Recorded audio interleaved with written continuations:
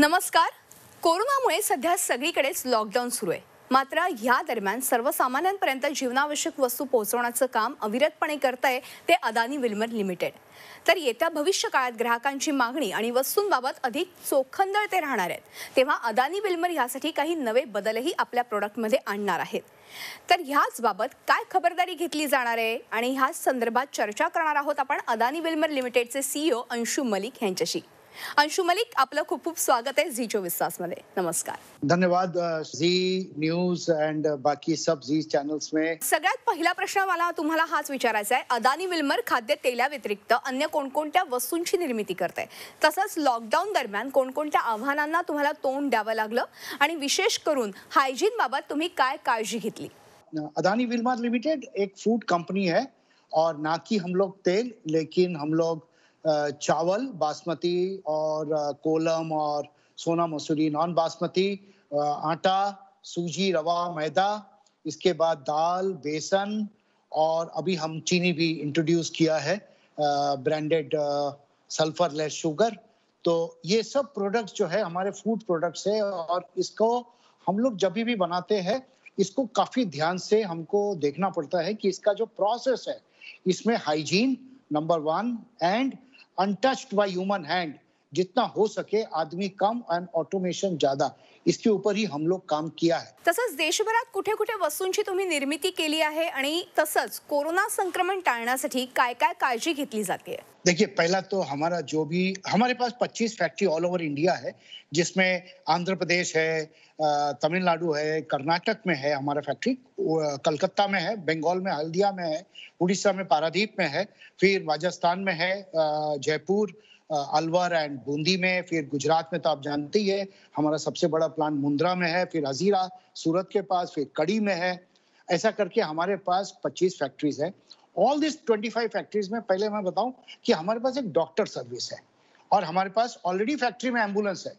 वो हमारा फैक्ट्री में each factory has an ambulance as per the requirements. तो हमारे पास एक फैक्ट्री में डॉक्टर भी है एंड एम्बुलेंस भी है. सो हमारे पास क्वारंटाइन करके अगर किसी का तबीयत खराब है हम तुरंत उसको मेडिकल केयर ले सकते हैं. उसका हमारे पास आज भी सुविधा है.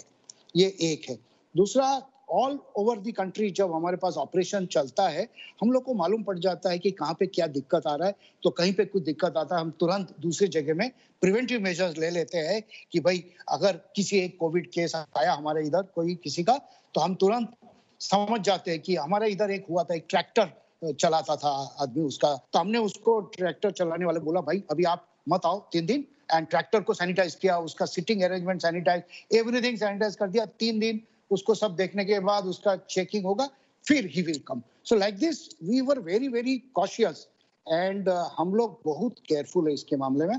और ऑटोमेशन हमारा क्योंकि बहुत ज्यादा है, हमारा कोई चीज एक्सपोज नहीं होता है. चाहे दाल लीजिए, बेसन लीजिए, आटा लीजिए, गेहूं लीजिए, ये सब गेहूं भी साइलो में है. कोई खुला हम लोग बोरी में रख के काम नहीं करते. हमारा सब साइलो है. साइलो से डायरेक्ट प्रोसेसिंग में जाएगा, फ्यूमिगेशन होगा, प्रोसेस होगा और आगे बढ़ेगा, पैकिंग होगा. त्याचबरोबर डिस्ट्रीब्युशनचा सगळ्यात मोठा प्रश्न होता. मग तुम्ही कशा पद्धतीनं ह्या लोकांपर्यंत घरापर्यंत त्यांच्या वस्तू पोहोचवल्या आणि यावेळी काय काय समस्यांना तुम्हाला सामोरं जावं लागलं?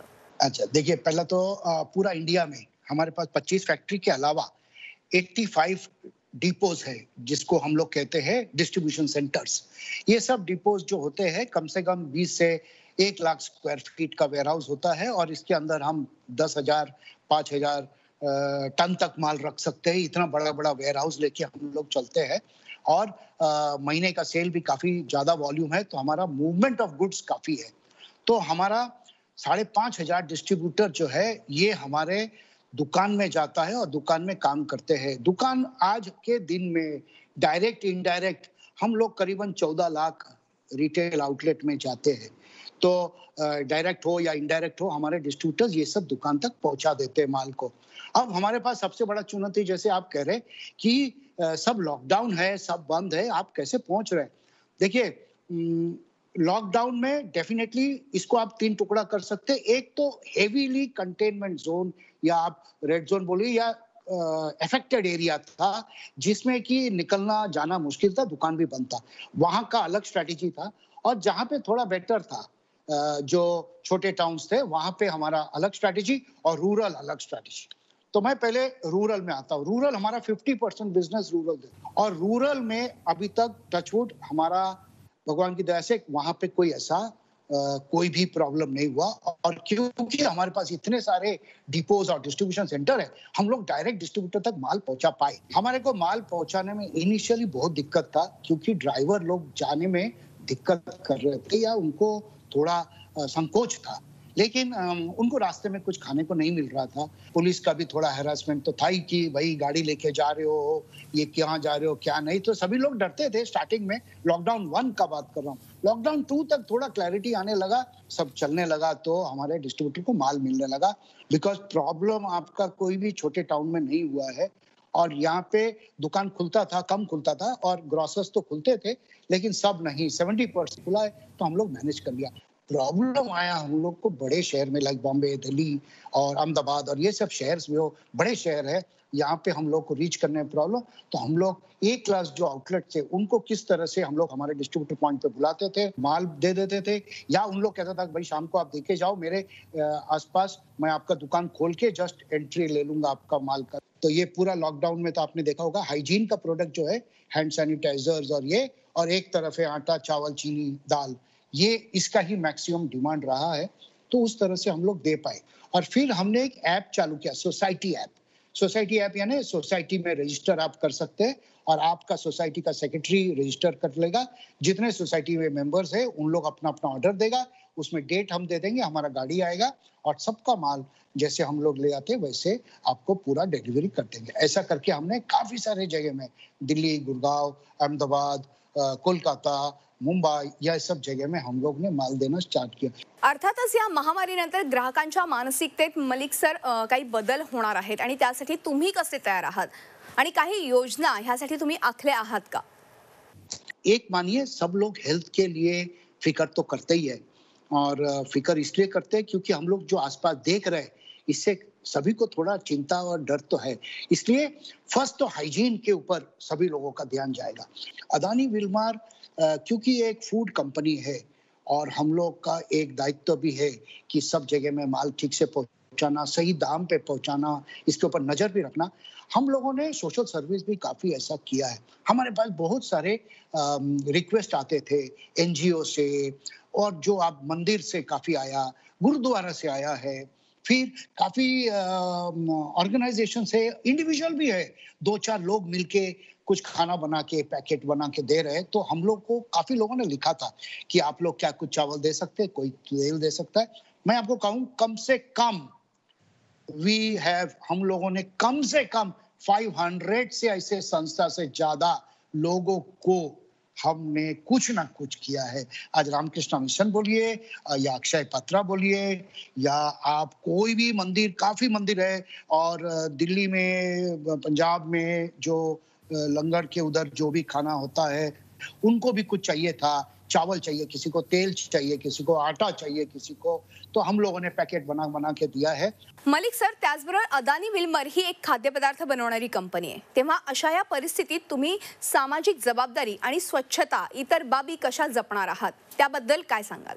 पहला तो देखिए, जितना ज्यादा हो सके हम लोग ऑटोमाइजेशन करेंगे। अभी ऑलरेडी किया है, लेकिन अभी समझ लीजिए पाउच बनने के बाद हाथ में लेके कार्टन में डालते हैं कुछ जगह में, वो बंद हो जाएगा। हम लोग उसका भी ऑटोमेशन कर रहे हैं। फिर लोडिंग पूरा ऑटोमेशन करेंगे।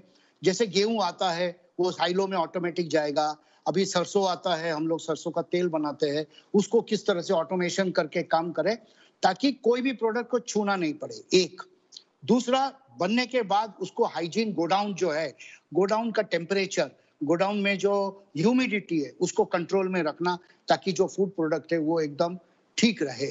दूसरा, फास्ट डिस्पैच, फास्ट कंजम्पशन। ऐसा नहीं कि 6-6 महीना पुराना चीज चल रहा है, अभी आज जैसा बन रहा है 15 दिन में कंज्यूम हो जाना चाहिए, उस हिसाब से प्रोडक्शन टू दी पॉइंट हो और जस्ट इन टाइम जिसको कहते हैं वैसा काम करना है। एंड हर आदमी जो फैक्ट्री में आएगा ये कोविड चेक तो होगा ही होगा।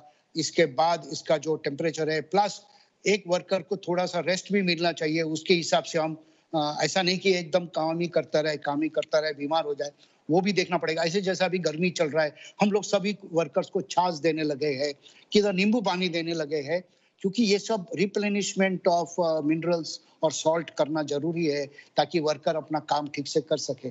तो उनका हेल्थ अच्छा रखना चाहिए, तो ये रख रहे हैं। और ऑफिस में हम लोगों ने डिसाइड किया अभी 100% लोगों का जाने का जरूरत नहीं, वर्क फ्रॉम होम थोड़ा होना चाहिए एंड स्पेस वो रखना चाहिए ताकि डिस्टेंसिंग रहे, सेफ, मास्क पहन के काम करना चाहिए। All these are hygiene factors जो करना है। स्मॉल पैक्स का डिमांड बढ़ रहा है क्योंकि कंज्यूमर्स को स्मॉल पैक चाहिए, उसके लिए हम लोग काम कर रहे हैं, नया प्लांट्स लगा रहे हैं, मशीन्स लगा रहे हैं ताकि छोटा पैकिंग है। तो ये सब चेंजेस तो आ रहा है एंड होगा भी मेरे ख्याल से। तेव्हा अदानी विल्मर लिमिटेड कंपनी आपल्या ग्राहकांसाठी वेगवेगळे प्रोडक्ट्स आता घेऊन येणारच आहे आणि ते अधिक सतर्क देखील असणार आहेत असं त्यांनी आत्ताच बोलताना स्पष्ट केलंय। तेव्हा येत्या काळात ते आपल्या प्रोडक्टमध्ये काही बदलही करणार असल्याचं त्यांनी सांगितलंय। अंशु मलिक सर, तुम्ही खूप छान माहिती आमच्या प्रेक्षकांपर्यंत पोहोचवली आणि आमच्याशी चर्चा केली त्याबद्दल खूप खूप आभार। थँक्यू।